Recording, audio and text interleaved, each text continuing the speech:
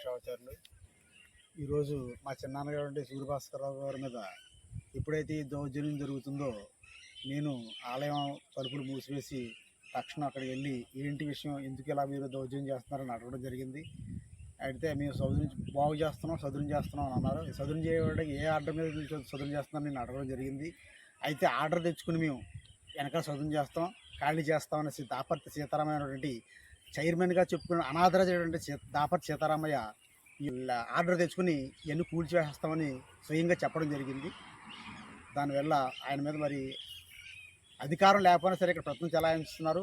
ఏ విధంగా ఆయనకి అధికారం ఇచ్చారు, ఎండోమెంట్ ఇచ్చిందా, ఎవరు ఇచ్చారు, వాళ్ళు పోయి తెలియాలి.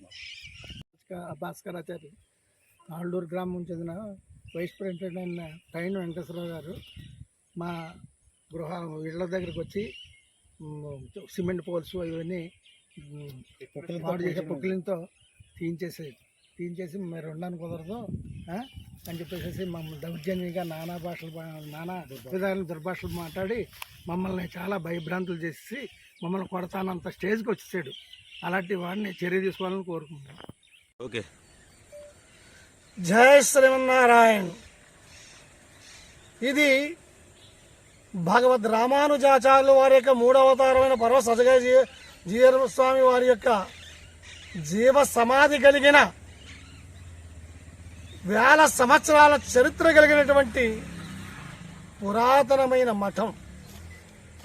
పూర్వం నుండి కూడా ఇక్కడ అర్చక కుటుంబాల వారు తమ కైంకర్యాలు చేసుకుంటూ భక్తులకు భగవద్ దర్శనం కల్పిస్తూ అనేక సేవలు చేస్తూ ఉన్నటువంటి వైష్ణవ మఠం ఇది.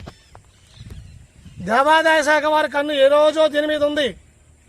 ఏ విధంగా ప్రవేశించాలన్నటువంటి కుయుక్తులతో అనేక మందిని ప్రోత్సహిస్తూ అనేక దాడులు చేయిస్తూ ఆలయాన్ని ఒకసారి పడగొట్టారు. స్వామికి 6-7 మాసాలు నైవేద్యం లేకుండా చేశారు. వీడికి దాహం తీరలేదు ఎండోమెంట్ డిపార్ట్మెంట్ వారికి. ఇక అర్చక కుటుంబాలపై దాడులు మాటలతోటి ఈ రోజున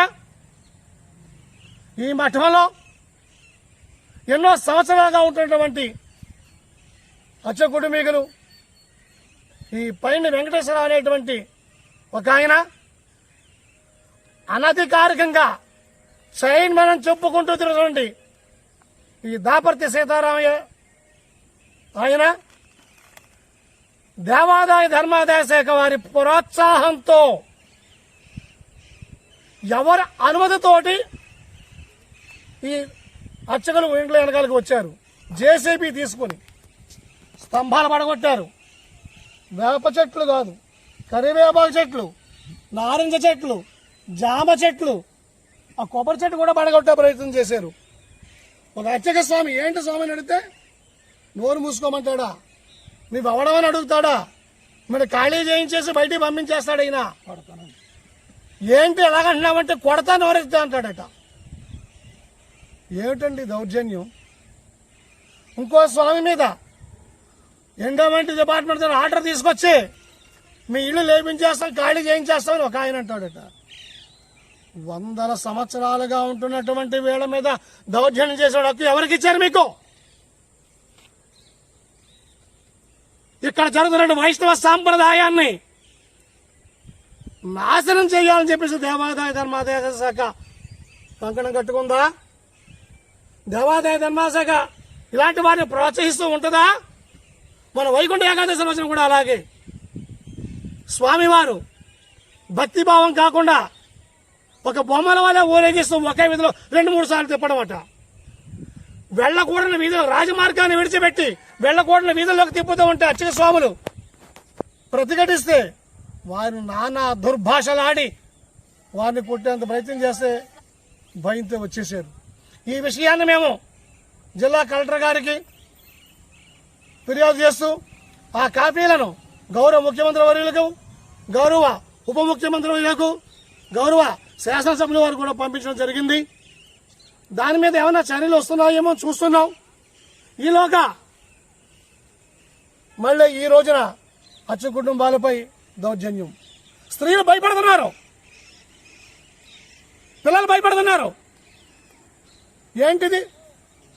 దేవాదాయ శాఖ వారి ఆధీనంలో ఉందని ఎప్పుడో రాసుకొని స్వాధీనం చేసుకోవటానికి సుమారు 15 సంవత్సరాలు 20 సంవత్సరాల నుంచి కూడా అనేక దౌర్జన్యాలు చేయిస్తూ ఉంది. మానుకోండి, లేకపోతే యావత్ భారతదేశంలో ఉన్నటువంటి ప్రతి హైందవ సంఘాల వారిని కదిలిస్తాము. విశ్వ హిందూ పరిషత్ వారు ఉన్నారు, ఆర్ఎస్ఎస్ వారు ఉన్నారు. దేవాదాయ ధర్మశాఖ ఏమనుకుంటుంది? ఎవరు కట్టబెడతారు? ఇవన్నీ దేవాదాయ ధర్మాదాయ శాఖ ఎన్నో భూములు ఎంతో మంది కట్టబెట్టారు. మీ దాహం తీరట్లేదా? ఈ విషయంపై ప్రతి ఒక్కరిని కూడా ఇలాంటి చర్యలు ఖండించవలసిందిగా కోరుతూ ఉన్నాం. కానీ ఈ విషయాన్ని ఇంతటితో వదిలిపెట్టేది లేదు. ఈ రోజున ప్రజలందరికీ, హిందూ బంధువులందరికీ కూడా ఈ యొక్క పత్రికా ముఖంగా, సోషల్ మీడియా ముఖంగా తెలియజేస్తూ ఉన్నాం. తరువాత ప్రభుత్వం ఏ చర్యలు తీసుకుంటుందో, దేవాదాయ ధర్మాదాయ శాఖ మీద ఎలాంటి చర్యలు తీసుకుంటుందో చూసి మేము తరువాత ఏం చేయాలనేటువంటి కార్యాచరణ రూపిస్తామని చెప్పేసి తెలియజేస్తూ, జై శ్రీమన్నారాయణ, ధర్మో రక్షిత రక్షిత.